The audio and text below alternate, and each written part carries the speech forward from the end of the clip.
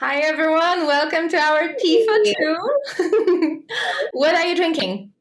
I'm drinking green tea today. And what am Tea- I drinking? Because I don't know. Fukamushcha. Oh, fukamushcha. I think it's just a green tea.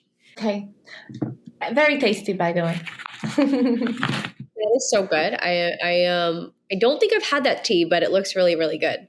I'm gonna have to. So another topic I would love our viewers to know about, and obviously me as well. I'm still very, very fresh, very new to it. Is this beautiful bouquet called Ikebana? You've posted some time ago on your Instagram. Yes. So Ikebana is so close to my heart because my name means actually colorful flower. Ayaka. Oh.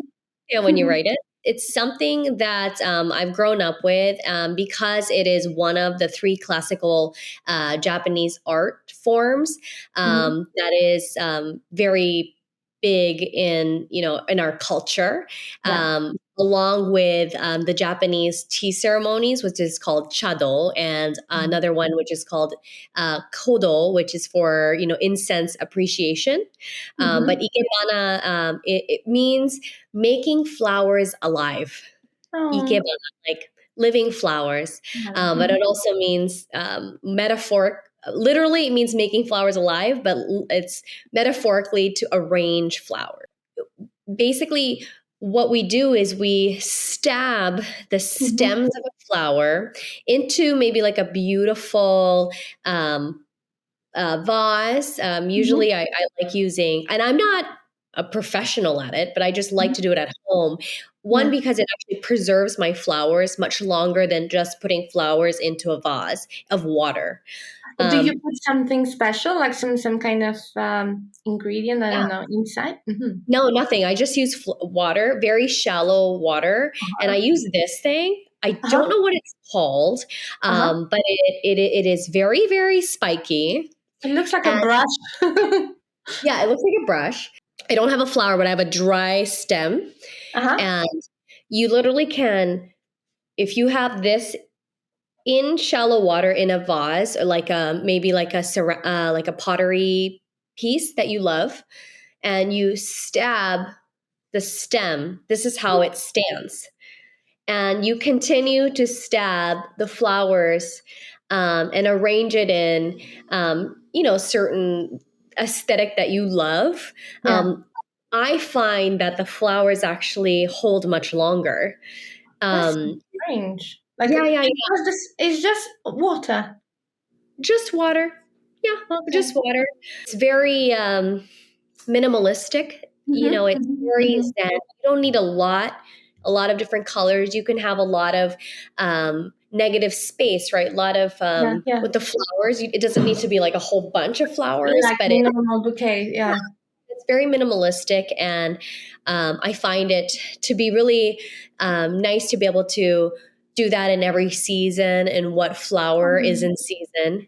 Mm-hmm. Um, it's definitely Do an you art use form. only fresh, or do you also do some? You add some decoration, like plastic or some other type of.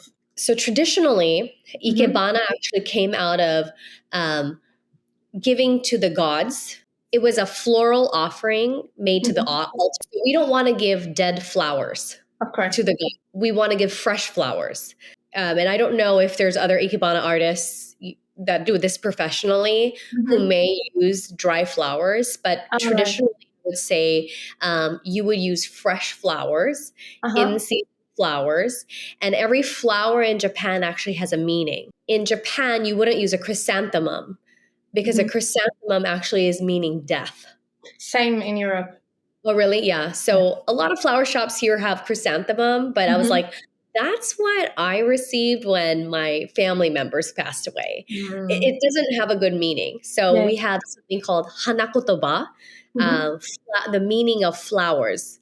And Mhm. each flower has a meaning. So you want to put the right flowers in your ikebana so that it gives a good sentiment and vibe in your space. That's beautiful. Yeah, Do yeah, you do yeah. it also as a gift for someone, or it's mainly practice like for yourself? It wouldn't be a gift, I would say. What they do is just as a tea ceremony. You know how they Mhm. have a ceremony of it where Yes. people gather together, they wear Yes. their kimono. I've done Mm. this before. You have to step into the tea ceremony room with your right foot first. You have to Ah. turn the teacup. You know, everything is very particular. So, Mhm. same with Ikebana, you can do it as a sort of ceremony or like as a Mm. educational moment. So there's a Mhm. teacher that will teach you the ways, Mhm. but I don't think that you would traditionally gift it Mhm. to Mhm. anybody. You would maybe have So a it's class together. right. So it's such a like it's a form of meditation in a way, right? Very, very, very meditational. And I'm going to try to find a Ikebana studio in New York. I still have to do that. But when I do, I'm I would love starting to. to, I would love to show everyone. Yes, do it, and I will try to find one here. I like to do Ikebana when I receive a bouquet of flowers and, Mhm. maybe they sort of some of them start to look sad.